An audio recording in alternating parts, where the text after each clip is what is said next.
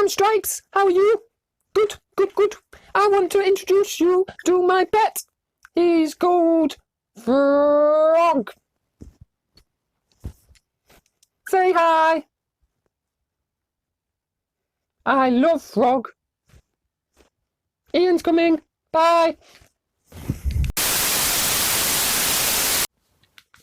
Hello, it's good to have you back again.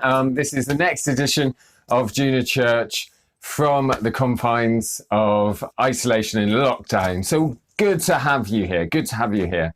We have loads of stuff packed in today. We're starting off with a fun fact. We have a Jesus story to think about. We have a memory verse. We have a quiz. We have 2 quick crafts.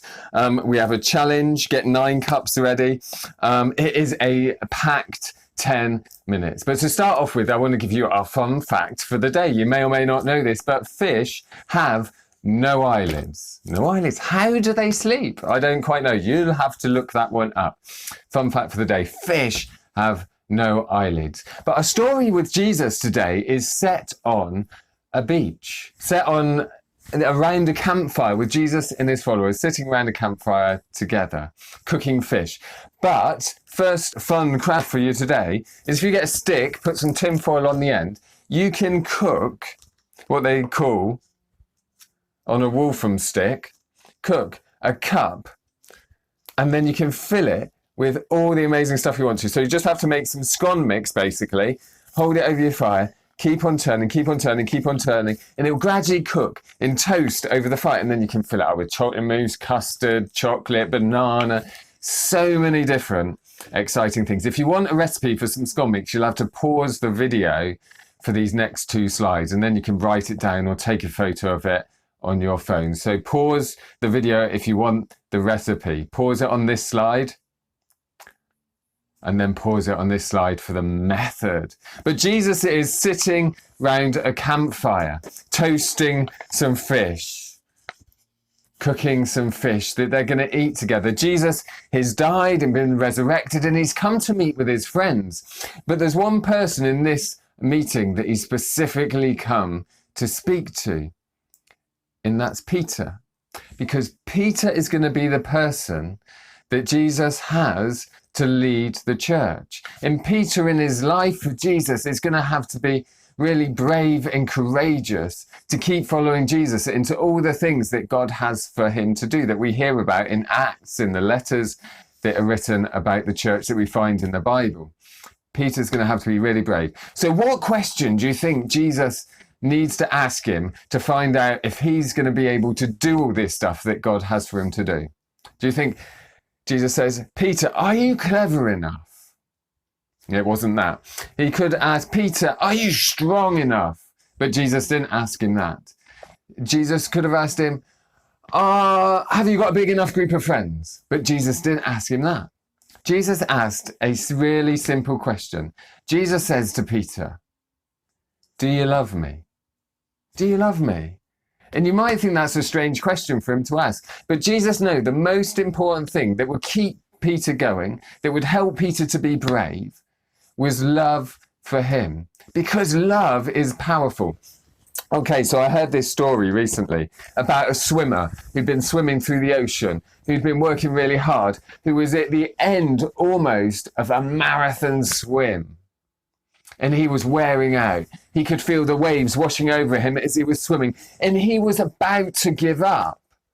But as he was about to give up, he looked up to the shoreline, which he was nearly at. And do you know what someone did standing on the shoreline? They raised their fist and shouted to him, "You got this!" And at that moment, this guy said, he didn't know what it was, but it was like energy flowed through him.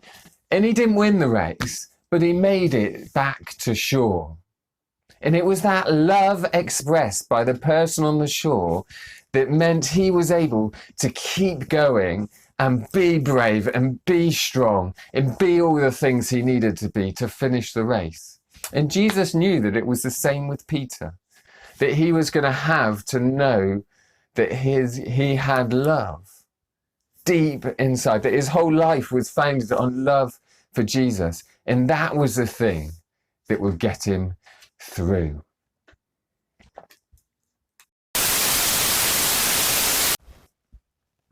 I love Frog. So, because I love Frog, I give him food. I look after him. I care for him. And I love him. Love is powerful. Love is strong. Love is brave. I love Frog. Frog loves to hop. Okay, so on to our 1 minute craft. God wants us to help us see things clearly, as he was trying to help Peter see things clearly, help him see things how God sees them, that he needs to base and found his life on love. So I thought we'd have an attempt to rip a pair of glasses out of a piece of paper, because for people who wear them, glasses help them see things clearly. And it will be a reminder that God wants us to see things clearly, see things as he sees them. So, piece of A4 paper, fold it in half, and what we are aiming for is to make and rip a pair of glasses a little bit like this. So fold your paper in half, then rip a little bridge for your nose. I'll show you in a second, and then a semicircle. See, it's starting to form a bit of that shape. Go down the end of the frames on the arms and get a bit of a curl. So if you've got a small head, it will fit around your ears. Down that way, and then another semicircle round. Here we go. There you are, and you should end up with something a little bit like that. But if you want some holes to be able to see through, fold it in half again, so a little bit like that, and then you have to rip the hole out. There you go. Quick 1 minute craft. You've made yourself a pair of glasses. It's a reminder that God wants to help us see things how he sees them. He wants us to know that we need to do, the best way to live is to live doing everything in love, which leads us on to our verse for today. See if you can remember this, because this is one that will just encourage you and help you in your life. It says, be on your guard. And this was written by one of Jesus' followers called Paul. Be on your guard, stand firm in your faith, be courageous and be strong. Do everything in love. The same message Jesus was trying to get across to Peter. Do everything out of love for others. Okay, so we got a quick quiz for you now. We have 8 fish that you need to try and identify. Keep your own score. I'll give you about 3 seconds to guess on each fish. I'm going to show you a picture of the fish and you need to guess what fish it is. Okay, you ready? Fantastic. Okay, so our first fish, is it a monkfish or a plaice? Quick decision. It is a monkfish. Okay, next fish, if you're ready. Shout out what you think is the right answer. Next fish, turbot or haddock? That one is a haddock. Okay, next fish, is it a ling or a longfish? It is a ling. Our next fish for you is this one. Is it a pufferfish or a spikefish? It is a pufferfish, that one. This one you might see in a fish shop. Is it a flash tetra or a neon tetra? It is a neon tetra. Our next fish for you, is it a goldfish or is it a koi carp? What do you think? That one is a koi carp. Now, our next fish for you, what is it? Is it a cuckoo catfish or a leopard catfish? That one is a cuckoo catfish. Our final fish is a bit of an ugly one, but what do you think it is? This is its picture. Is it a fat fish or a blobfish? It is a blobfish. Who won? Who won in your household? Well done for having a go. Well done for having a go. If you want some more activities to do, have a think about doing some of these. Make a wolfram stick and have a barbecue outside. Do some camping outside. Enjoy the sunshine that we're having at the moment. Make a wolfram stick and put make a biscuit basket on the end of it. Write a card telling someone you love them, because love is strong and powerful.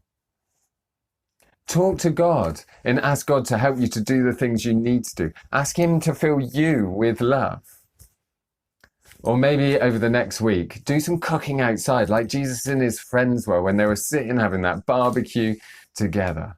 And enjoy this time of being at home and being with family, if you have family around with you. Try some of those ideas. Have a go, have a see, take a photo and send them in to us. We hope you've enjoyed today. We hope you've enjoyed the main meeting as well. Goodbye for now.